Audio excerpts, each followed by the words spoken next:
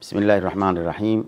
الحمد لله رب العالمين والعاقبة للمتقين ولا عدوان إلا على الظالمين والصلاة والسلام على أشرف الأنبياء والمرسلين سيدنا محمد وعلى آله وصحبه وسلم. dhammaan ummadda Soomaaliyeed oo maqlayso meel kasta ay joogaan waad salaamantihiin. maanta shirkayga jaraad wuxuu ku saabsan yahay dhacdadii shalay ka dhacday xarada ciidamada tababarka ugu jireen ee Muqdisho.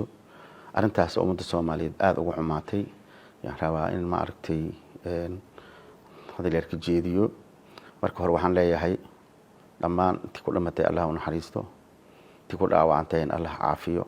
Ilaahay baan ugu baryaynaa caafimaad degdeg ah.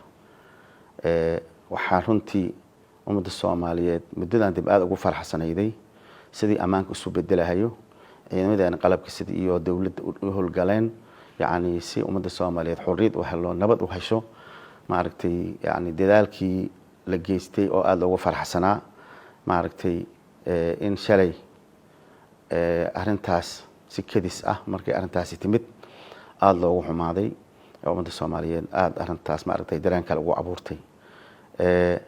runtii waan u mahadcelinaynaa dadkii ammaankaas ku shaqeeyay ciidamada qalabka sida iyo shacabka Soomaaliyeed madaxda dawladda loo kala harin intii dadaalkaas geysanaysay muddada hadda lagu jiray isbedelka la dareemay keentay aad ugu mahadcelinayaa.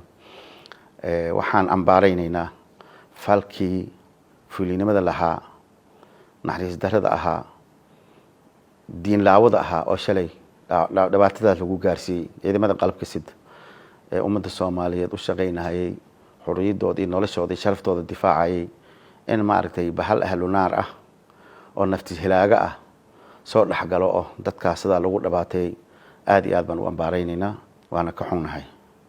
waxaa kale rabaa inaan ka hadlo meesha shalay ragaas lagu baabiyay lagu qarxiyay meel iska imaan kara ma aha, meel caadi ah ma aha. ragaan inay naftooda u xuraan dalka diyaar ay u haayeen, dadkoodii dalkooda u dhintaan dhiigooda u xuraan diyaar ay u haayeen.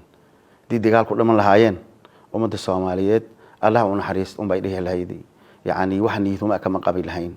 ayagana waa u diyaar inay u shahiidaan u dhintaan ummadoodii iyo dalkoodii dadkoodii. laakiin in ay xaladooda joogaan intii bahal ma aragtay fuli ahlu naar la soo darooqay waxba ogeyn soo dhaxgalo oo la halaago runtii wax loo adkeysan kara ma aha.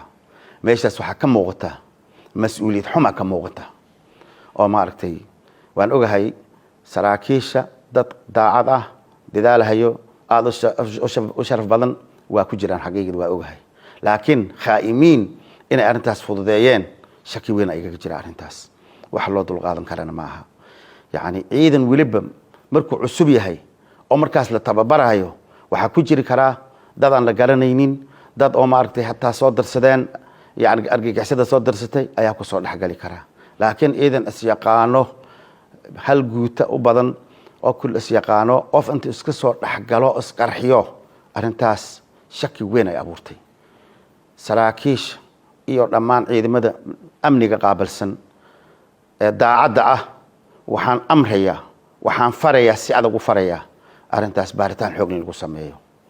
dambiilayaasha isku dhex qarinayo ciidamada qalabka sida oo cadawga u fududeynayo in gacanta lagu soo dhigo cadaaladna la soo hortaago. wax la ogolaan kara ma aha in ma aragtay ciidamada qalabka sida iyo shacabka Soomaaliyeed kalsoonida laga dilo meelii ammaanka xaradooda dhaxdooda waxaas amal u soo dhaxgalaan wax la aqbali kara ma aha. waxaan leeyahay mar labaad mar saddexaad ku celinayaa jawaab lagu qanci karo ay ka soo baxdo meeshaas. intaasan rabaa inaan iraado waxaan sugayaa jawaab sax ah oo lagu qanci karo arrintan raadkeedii iyo waxay tahay oo cad taasna oo fadhiina. aad iyo aad mahadsantiin. assalaamu calaykum waraxmatullaahi wabarakaatuh.